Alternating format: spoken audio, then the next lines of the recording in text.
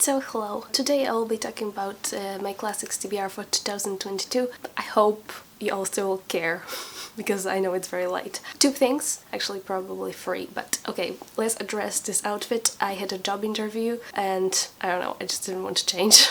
I was thinking about taking off the blazer, but I feel like I look weird in just a turtleneck, so. Second thing, I have a gap in my teeth because my tooth broke, and I will get like a crown tomorrow or next week. I'm not quite sure during which appointment the crown will be done, but yeah, please don't make fun of me, it will hurt my feelings. Is that it? I feel like I had three things to talk about. Oh yeah, I'm trying the autofocus option again, so there's a high chance that I will be out of focus throughout like most of this video. But I feel like it works better now, but I could be wrong, so I feel like I'm already going in and out of focus. Ooh. Oh well, okay, this video will be very short because I pretty much never know anything about the classics I'm about to read, because I don't want to read synopsis so I don't spoil myself, so this should be very quick. Let's go. So, I will start chronologically with the publication date of each classic, and first actually we have an author, that is Turgenev. I don't own his books yet, but I'm considering two books. First is First Love, which I think is very short, like a little bit over 100 pages long, and the second book is Fathers and Sons. Those two I heard most about, and both of them are very short, and that's great because most of the books on my TBR this year, they are just all like Jane Eyre, so we love a short book. So, First Love was published in 1860 and Fathers and Sons was published in 1862, and the next book was actually also published in 1862, and that is Les Misérables by Victor Hugo, or Victor Hugo. I feel like the French don't pronounce the H. I don't know. I don't own this book yet, but yes, it is over 1,000 pages long. And if you could help me with the translation, I'm really not sure what translation I should go for. I would be very thankful. So, if you watched my previous video or my 2021 Classics TBR, you know that on my TBR last year I had either The Count of Monte Cristo or Les Misérables, and I did end up reading The Count of Monte Cristo and I really liked it, and even though it was so long, I felt like the length was actually justified, so we'll see. Next we have Wives and Daughters by Elizabeth Gaskell. I read North and South by Elizabeth Gaskell and I quite enjoyed it, and I also read Cranford, which I also really liked. Both of them I gave Forsters.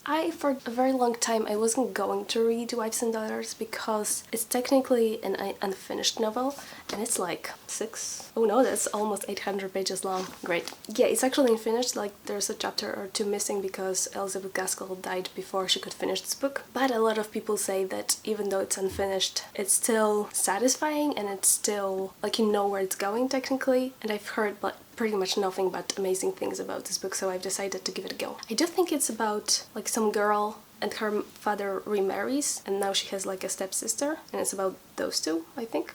Question mark. Next we have The Moonstone by Wilkie Collins. I read The Woman in White 2 years ago, or like a year and a half ago, and I really loved it and I was so surprised. So The Woman in White was categorized as sensation fiction, and I don't know if this one is too, but I've heard it's like one of the first like detective novels. Yeah, I don't know anything about the plot, but I kind of looked at the first chapter. There's like a prologue, and then the first chapter looks like this. The Loss of the Diamond. And like the way each kind of part is described, I'm like already on board and I'm already interested, so I'm very excited. Also very long book, it's 600 pages long, so it's great. And talking about bricks, we have The Way We Live Now by Anthony Trollope, which is also over 700 pages long. I've decided to go for this book instead of anything else by Anthony Trollope. He has so many books, it's ridiculous. But I've heard this one is about, well, I don't know what it's about, but I know it's set in in a city, I think London, I would assume London. And so far I've read 2 books by him from the same series, The Chronicles of Berkshire. I read The Wharton and The Barchester Towers, and both of those books were set in countryside or like small, very small towns. So I'm really excited to read something that's set in more of a metropolitan area. Normally that's what I prefer in books anyway. I do think it's about like corruption, greed. Sounds fun. Okay, then we have finally something that's not 800 pages long, and that is New Grub Street by George Gissing. Oh, I'm definitely out of focus. I am so sorry. But if I didn't use the kind of autofocus or the kind of, not manual, what's the opposite of manual?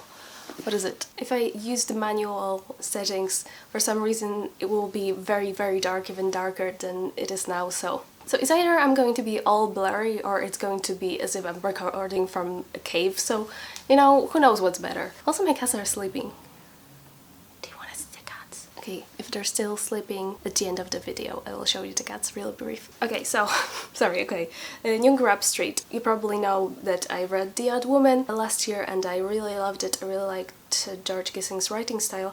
And this book supposedly is about a writer, so I think we're going to know what the life of like authors in the Victorian era looked like, and I'm very excited about this. This, if I were to like make a video about like 5-star predictions, this book would definitely appear on that list. Oh, I didn't tell you what year the other books were published. Okay, so Wives and Daughters was published in 1866 and The Moonstone was published in 1868. The Way We Live Now was published in 1875 and The New Grub Street was published in 1891. So this is the last book that's set in the 19th century. We are now going to talk about books from the 20th century, and the next book I would like to read is a book I don't own yet, and that is the last novel I haven't read by Forster, and that is The Longest Journey. I know nothing about this book. It has very mixed reviews. I'm not expecting to love it. It's just kind of like,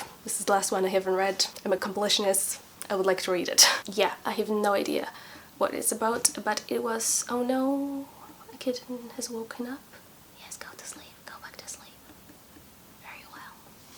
It was set in 1907, and that's all I can tell you about it. Then we have 2 books by Edith Wharton. One of them already appeared in my 2021 TBR, and I haven't read it yet. So we have The Age of Innocence by Edith Wharton, or The Custom of the Country by Edith Wharton.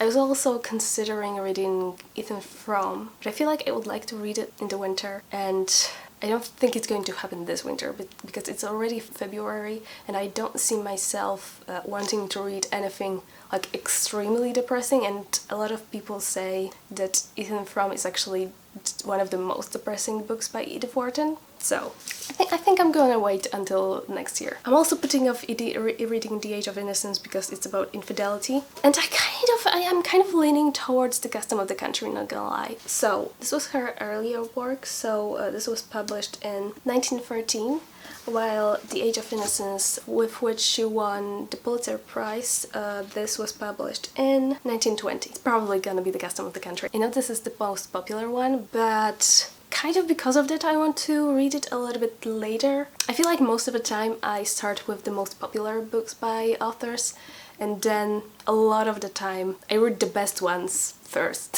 So I'm kind of putting it off.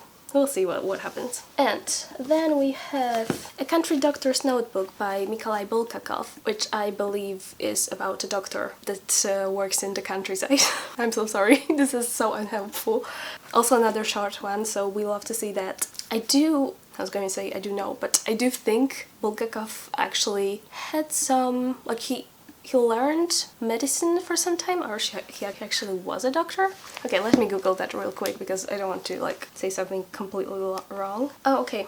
Bulgakov was a medical doctor. So that's gonna be really cool to, you know, read about a doctor's life. Like, it's fictionalized, but it's also written by someone who has this kind of experience, and I'm someone who is very interested in, as I've said many times, history and sociology of medicine. So that's one I would like to really get to this year. And the last one is also another one I don't have yet, but I don't think it's on script. so I might read it as an ebook or audiobook. And that's Passing by Nella Larsen. I do think it's about two sisters or two friends, and one of them ends up kind of passing as white throughout her life because she's kind of like she's black but she's light-skinned, so she can pass as white, and the other one doesn't do that, and then they meet later in life. Always see where their life went. I don't know. There was a movie that came out last year that was the adaptation of Passing, and obviously there's The Vanishing Half. That's I don't know, what do you call it, a retelling? Or a book that was inspired by Passing. So it had a lot of buzz last year and the year before, and I'm finally getting to it this year. So that should be everything. Ooh, do you want to see the kittens? Hello. Here we have Flora, and let me find Mila. Oh, he looks angry. I'm sorry.